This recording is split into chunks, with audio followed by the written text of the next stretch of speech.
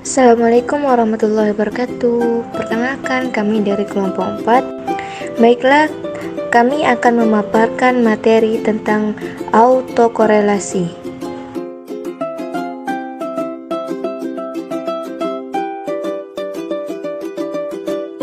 Apa sih autokorelasi itu?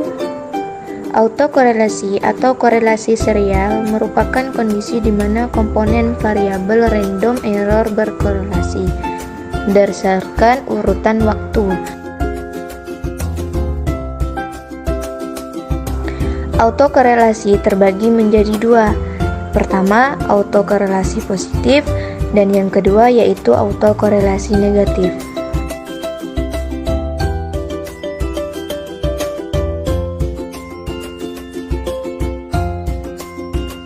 Autokorelasi positif, autokorelasi yang ditandai dengan tanda error yang sama antar pengamatan.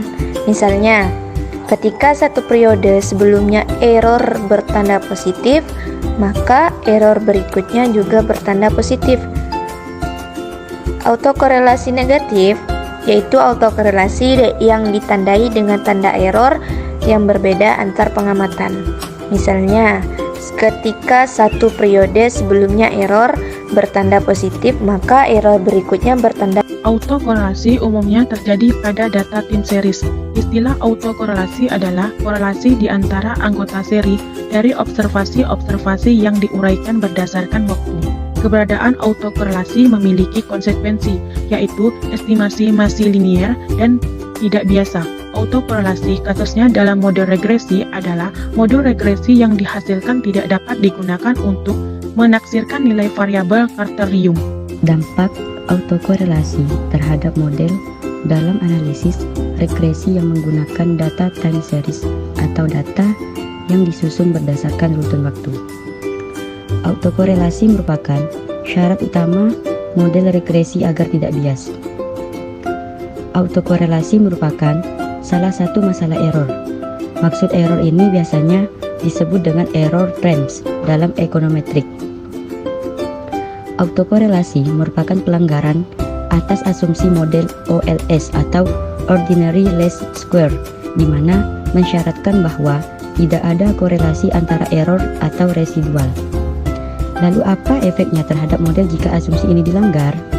Tentu yang paling terdampak adalah nilai standar error akan cenderung lebih kecil dari seharusnya.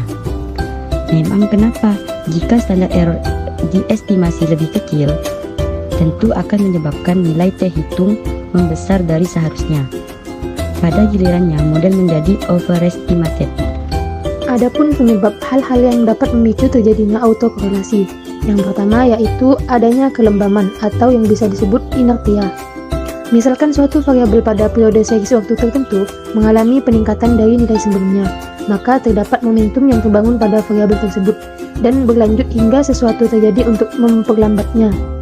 Yang kedua yakni bias spesifikasi kasus. Misalkan kita memiliki model YT sama dengan BO tambah B1X1T tambah B2X2T tambah B3X3T tambah ET. Tetapi kita mengeksekusikan model berikut. YT sama dengan BO tambah BI-XIT tambah B2-X2 tambah UC. Jika model pertama adalah model yang benar, maka melakukan regresi kedua sama halnya dengan misalkan VR dikurang 83X3T tambah ET. Jika X3 memang mempengaruhi Y, maka pada V akan terdapat pola yang sistematis yang menimbulkan autokorelasi. Yang ketiga yaitu bias spesifikasi kasus bentuk. Misalkan model yang benar adalah Y sama dengan BO tambah B1X1T tambah B2X21, 1 tambah ET. Tetapi kita mengeksekusikan model berikut YT BO tambah B1X1T tambah ET. Setelah materi, kita ke contoh soal.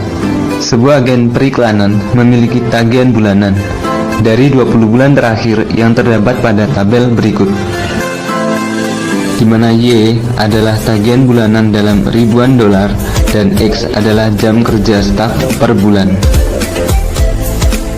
Nah, pertanyaannya, apakah terdapat autokorelasi pada data tersebut? Dan apabila ada, bagaimana cara mengatasinya? Dengan SPSS, kita dapat mendeteksi masalah autokorelasi dengan statistik uji Darwin-Watson. Prosedurnya adalah sebagai berikut. Yang pertama, input data. Setelah data terinput, klik Analyze, klik Regression, kemudian Linear, masukkan variabel X ke variabel independen dan variabel Y ke variabel dependent, kemudian klik Statistik, centang statistik Darwin-Watson, kemudian klik Continue, lalu OK. Diperoleh nilai Darwin-Watson sebesar 0,974 berada di bawah nilai DL yaitu 1,2015 mengindikasikan bahwa terdapat masalah autokorelasi dalam model tersebut. Autokorelasi adalah keadaan di mana pada model regresi ada korelasi antara residual pada periode dengan residual pada periode sebelumnya. Model regresi yang baik adalah yang tidak terdapat masalah autokorelasi.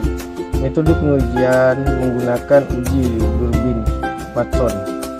Jadi, autokorelasi dalam konsep regresi linear yaitu komponen error yang berkorelasi berdasarkan urutan waktu atau urutan ruang atau korelasi pada dirinya sendiri. Secara singkat, uji autokorelasi adalah mengetahui bahwa analisis regresi terpengaruh antara variabel bebas X terhadap variabel terikat Y.